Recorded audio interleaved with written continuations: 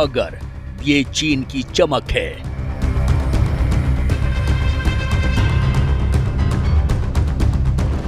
तो फिर ये क्या है?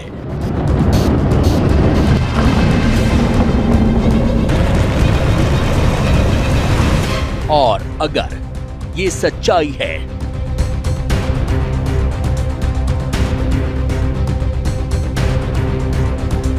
तो फिर इसे क्या कहेंगे?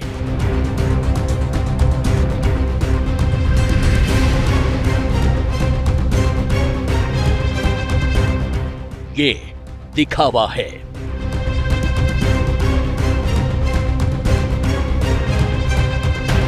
ये असलियत है।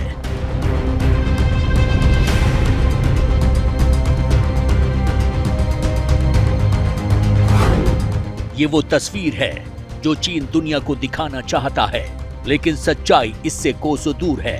फिलहाल चीन में विनाश, बर्बादी, मुफलिसी और मुसीबतों का राज है।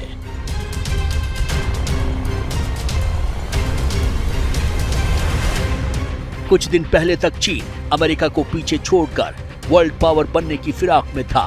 पड़ोसियों पर धौंस जमाने की कोशिश कर रहा था, ताइवान को आंखें दिखा रहा था, लेकिन कुछ ही महीनों में बाजी पलट गई। आज चीन की अर्थव्यवस्था पर संकट के बादल मंडरा रहे हैं। चीन की जीडीपी सुस्त पड़ी है, रियल एस्टेट ध्वस्त होते जा रहे हैं, कंपनियों पर कर्ज बढ़ता जा रहा है, बेरोजगारी चरम पर पहुंच रही है, विदेशी कंपनियां चीन से अपना बोरिया बिस्तर समेट रही हैं। चीन का अटूट इंजन खराब हो रहा है। चीन की खराब होती हालत से क्या हमें परेशान होने की जरूरत है? तो इसका जवाब है हाँ, क्योंकि दुनिया की फैक्ट्री माने जाने वाले चीन में बेरोजगारी 42% तक हो चुकी है। यानी चीन में लगभग हर दूसरा आदमी खाली बेकार बैठा है। चीन के सबसे बड़े रियल एस्टेट डेवलपर्स में से एक कंट्री गार्डन ने इस साल की पहली छमाही में अपना 7.6 अरब डॉलर का नुकसान होने का अंदेशा जताया है। बीते साल जुलाई के मुकाबले इस साल जुलाई में निर्यात 14.5% कम रहा, जबकि उसका आयात 12.4% गिरा। तो प्रोडक्शन प्राइस इंडेक्स 50.5 से घटकर 49.1 रह गया। चीन की पीएमआई का 1% नीचे जाने का मतलब है कि ग्लोबल जीडीपी में 0.3% की गिरावट। साफ है, चीन में कंपनियों का भी फायदा घट रहा है, साथ ही देश में कारोबारी गतिविधियां भी घट रही हैं।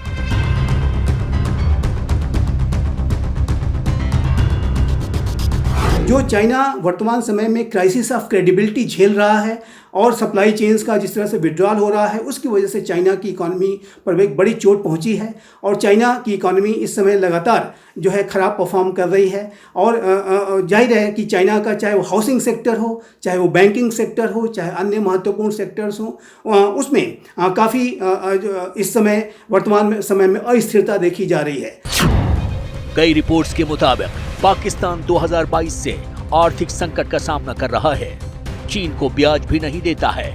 ऐसा लग रहा है कि देश में आंतरिक आर्थिक मार की वजह से धीरे धीरे चीन की हालत भी पाकिस्तान की तरह खराब हो सकती है। पिछले दिनों अमेरिकन अखबार वॉल स्ट्रीट जर्नल ने अपनी एक रिपोर्ट में दावा किया, चीन पिछले 40 साल के सबसे बड़े मंदी के दौर में जा चुका है और वो ऐसे समय में जा रहा है जहां उसकी आर्थिक गति बहुत धीमी होगी। अर्थशास्त्रियों का मानना है कि चीन अपने विदेशी निवेश और व्यापार को खतरे में डाल रहा है। ये आर्थिक कमजोरी छोटे समय के बजाय लंबे समय तक जारी रह सकती है। रिपोर्ट में साफ साफ इस बात का जिक्र था कि अब चीन के आर्थिक विकास का मॉडल टूट गया है। वॉल स्ट्रीट जर्नल की एक रिपोर्ट के मुताबिक आने वाले समय में चाइना की अर्थव्यवस्था एक खराब दौर से गुजरने जा रही है। इस रिपोर्ट में ये कहा गया है कि चाइना के आर्थिक विकास का मॉडल टूट गया है।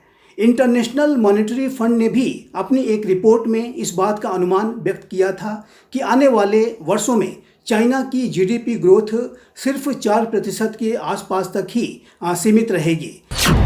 कोरोना के बाद चीन में आई इस सबसे बड़ी आफत के लिए सबसे बड़े जिम्मेदार सत्ता पर काबिज शी जिनपिंग हैं। उनकी विस्तारवादी नीतियों, छोटे और गरीब देशों को कर्ज के जाल में फंसाने की वजह से भी चीनी अर्थव्यवस्था के पैर डगमगाए हैं। जिनपिंग देश के हालात को दुनिया के सामने नहीं लाना चाहते, लेकिन उनके एक और झूठ का पर्दाफाश हो चुका है।